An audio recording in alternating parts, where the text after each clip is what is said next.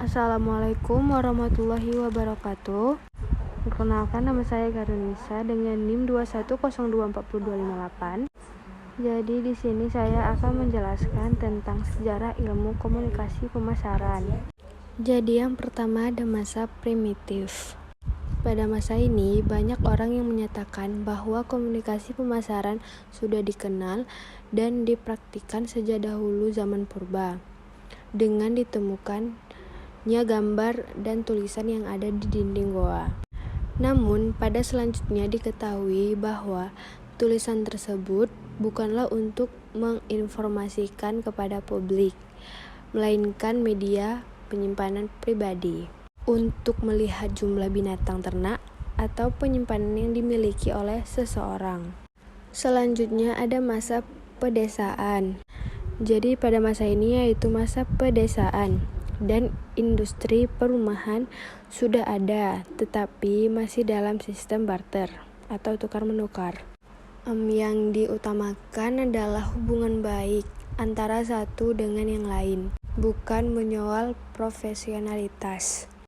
Lalu masa ini juga tidak ada komunikasi pemasarannya, dan dimulai ada ketika perluasan dan penjualan lahan di USA. Selanjutnya ada masa perkotaan. Pada masa perkotaan ini sudah dikenal sistem perkotaan di Kota Tua, Jericho. Kota Tua dibuat untuk melindungi masyarakatnya dari gangguan atau kastil. Ada juga pola atau perdagangan, karena di dalam kastil itu harus menyediakan makanan-makanan. Kemudian terdapat juga pelukisan-pelukisan di guci-guci, tetapi bukan untuk memperkenalkan barang itu, hanya menjadi penanda saja. Dan dapat dikatakan komunikasi pemasaran ini belum terlalu dikenal oleh orang-orang. Dan kemudian ada masa Romawi. Pada masa ini di dalam kilasannya itu ada sejarah komunikasi pemasaran di saat era Romawi. Di era gladiator, di mana orang-orang mulai ada sistem selebritis dengan menjual gladiator aduan. Kemudian model komunikasi pemasaran adalah dengan selebaran-selebaran yang ditempel dan patung-patung dari si gladiator. Lalu ada masa industrialisasi. Jadi dengan ditandai dengan penemuan mesin cetak Gutenberg, sehingga ada pola masifikasi. Jadi di pemahaman ini bahwa produsen itu bisa menjual apa saja tanpa kemungkinan rugi apapun. Kemudian para konsumen juga disebut bodoh dan tidak memahami kebutuhan akan produk mereka, terkungkung pada kapitalisme.